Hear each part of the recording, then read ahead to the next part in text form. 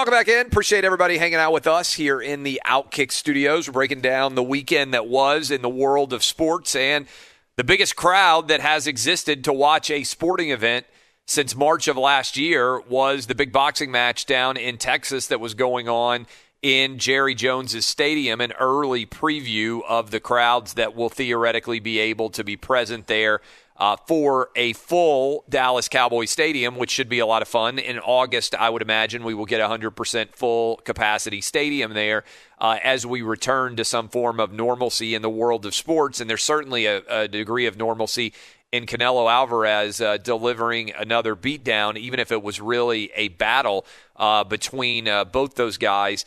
And a guy who was there watching it, Mike Coppinger from The Athletic, we talked to him on Friday about this and the expectation of what the crowds were going to look like. Mike, you've covered a lot of fights over the years. What was the vibe inside of the AT&T Stadium there? And as we go forward, is there any doubt that we're back to normalcy, at least in the world of boxing, in your mind?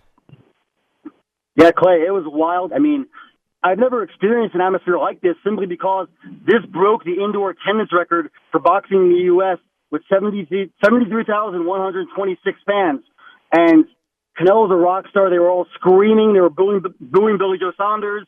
It was wild. And it was kind of like riding a bicycle, you know. It didn't feel weird after all the lockdown and all that. What did the vibe in the stadium? I mean, if you had sort of closed your eyes, we were talking about this a little bit with Barrett Salih from CBS Sports, who was in the crowd for the Braves series against the Phillies with the Braves Stadium going back to 100% capacity. If you had closed your eyes and not known that the last year happened, would there be any difference in the way it felt to you in terms of the overall vibe of that boxing match, or did it feel almost completely normal? I mean, it felt completely normal to me. No one was wearing masks. You know, we're in Texas. There's no mandate here. Everyone was screaming their faces off, drinking. There were fights in the stands. Billy Joe Saunders' dad got shoved by a security guard after the fight as he went to check on his son. So, yeah, it was normalcy in the boxing world, normalcy for sporting events, and hopefully now we're going to see everyone else follow suit. Okay, so we're talking to Mike Coppinger. In the fight itself, it seemed like Billy Joe Saunders had a chance, had a little bit of an opening there, fought Canelo toe-to-toe, but obviously ended up with some fairly significant injuries himself. How would you assess the fight itself? Yeah, Billy Joe was really boxing beautifully. Southpaw jab, landed a lot of big overhand lefts. But Canelo has a great chin, and Canelo never seemed to really care about winning a boxing match or trying to outbox Billy Joe Saunders. He was throwing massive shots, and he wanted to hurt him, and he did. You mentioned the injuries. Billy Joe Saunders' corner stopped the fight after round 8 because Billy Joe Saunders suffered multiple fractures to his orbital bone. He's going to be in Fort Worth, Texas, in the hospital at John Peter Smith until Wednesday at least, you know, because you can't fly when you have an injury like that. That's a really bad surgery. You have to have your face cut open. You have to have a metal plate put in there. Who knows if he's ever going to fight again? That was a brutal right uppercut. So for Canelo, will he fight Caleb Plant? One of the big challenges of boxing in general has been that sometimes we don't get the fights that most people seem to want to see. Is that going to happen? Where does Canelo go from here? I would be very surprised if we're not going to see Canelo versus Caleb Plant for the undisputed 168-pound championship in September. And the beauty of that is Canelo is the biggest star in the sport. He's the shot caller, and he's a network and promotional free agent. He can fight whoever he wants on whatever network he wants. He has been working with Eddie Hearn, who's going to try to get that fight done. And the only question to me now is, what network is that fight going to take place? Is it going to be DAZN, or is it going to be Fox pay-per-view, or even Showtime pay-per-view? How much money would that fight be worth in your mind? How much interest would there be in Caleb Plant going up against Canelo Alvarez? I think there's going to be a tremendous amount of interest in whenever Canelo fights against whom. But let's face it, Caleb Plant, he's a white American. That's really rare in boxing. And I think that'll be a big storyline. I think also Caleb Plant is undefeated. He's a trash talker. And this will be the first undisputed champion in the 3 or 4 belt era. I think it's going to be a massive fight, and I'm sure Canelo is going to make $35-40 million. Caleb Plant will probably make $8 to $10 million. So how much of a favorite should Canelo be in fighting Caleb Plant in your mind? I would say I would put him at like a minus -600, -700. So pretty big favorite. Yeah, pretty big favorite just because of how good Canelo is, and also because Caleb Plant has a very similar style to Billy Joe Saunders. He likes to box and move. Only Plant is a righty, whereas Billy Joe is a southpaw, and Caleb Plant is not nearly as experienced as Billy Joe. We're talking to Mike Coppinger, breaking down the big fight that took place in Jerry Jones's stadium, the AT&T Stadium in Dallas. Over 70,000 fans there to watch. When we talked to you on Friday, I believe it was, you were talking about Tyson Fury, Anthony Joshua, the possibility of that fight happening. Tyson Fury was there, Billy Joe Saunders' supporter. Did you pick up any more intel over the weekend on the likelihood of Tyson Fury going up against Anthony Joshua? Is that big heavyweight fight still in your mind likely to happen?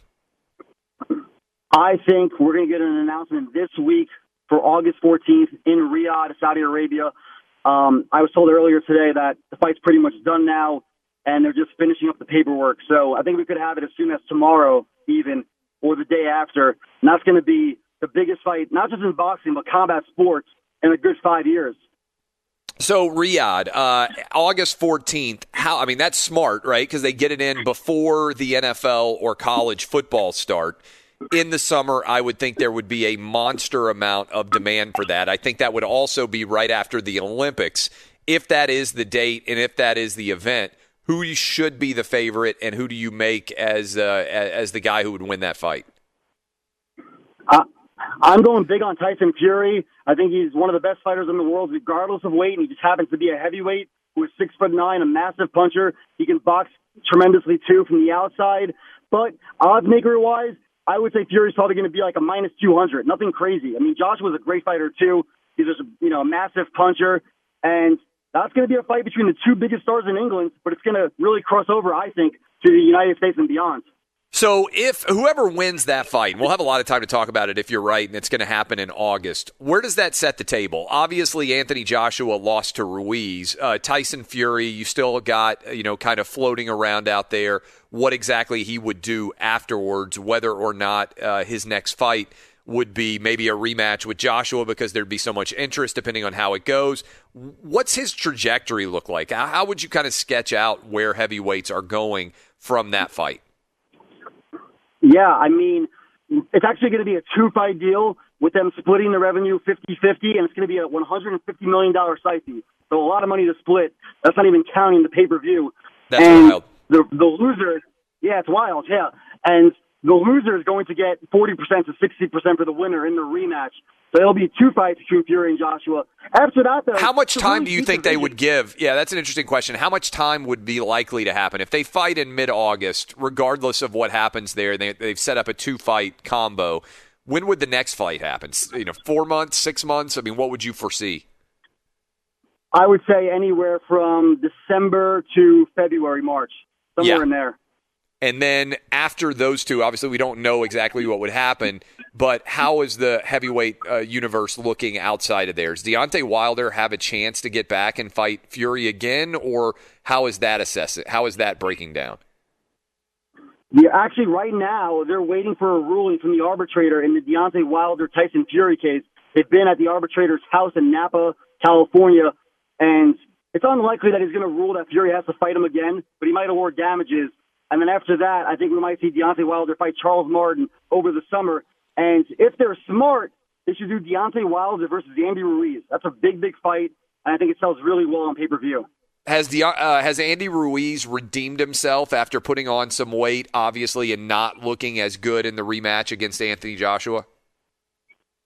I think it's a work in progress. I think it's great that he got the win. I think it's nice that he lost some weight, but he still has a lot more weight to lose.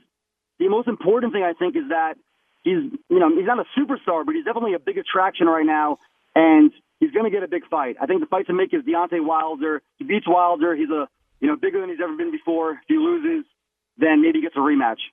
How much controversy would there have been in the sort of the scorecards in this fight if they had been able to continue, right? If Saunders hadn't had the issue with the orbital bone and he had been able to continue, what do you think the likely scorecards of the judges would have shown?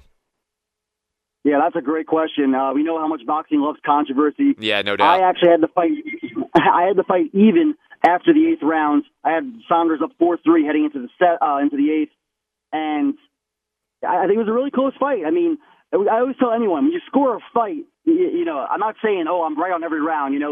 It's subjective. There's a range of scores, but I would say that range of scores was anywhere from 6-2 Canelo to 4-4.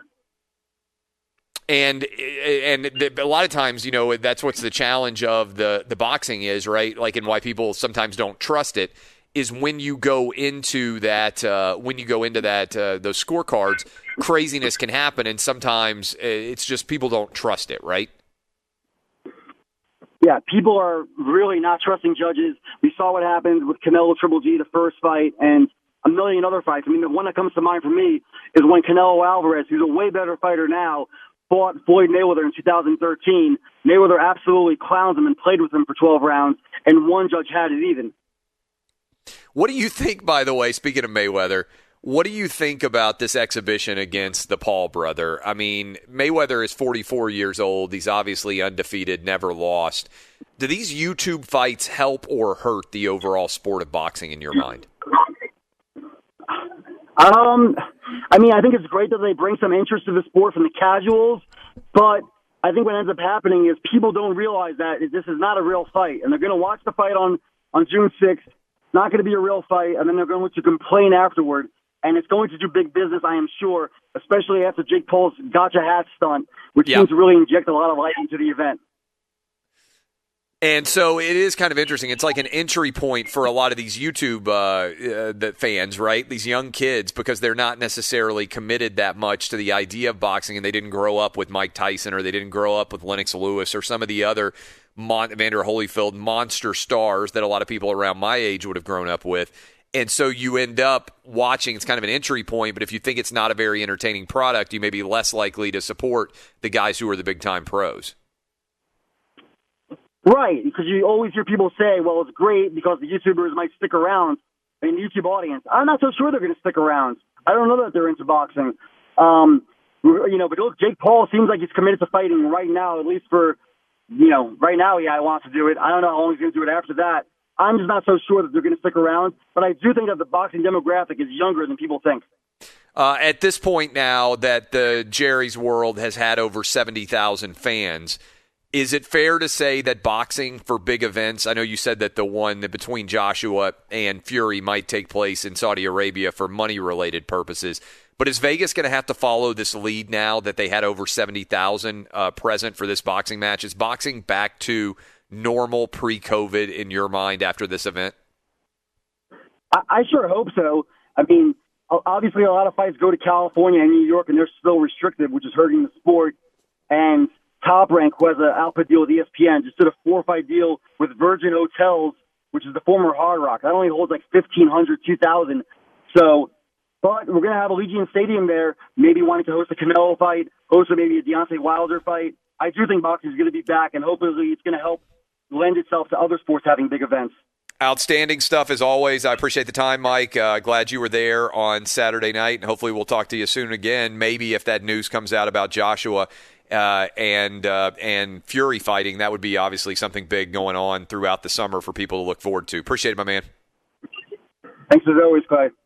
That is Mike Coppinger. He's with The Athletic, breaking down the scene there for the Canelo Alvarez fight against Billy Joe Saunders in Dallas over the weekend. When we come back, we'll close out the second hour of the program. We got a loaded show still headed for you, by the way. Todd Furman going to be with us in the third hour to break down everything in the world of that craziness with the Kentucky Derby, also with the NHL and the NBA playoffs going on.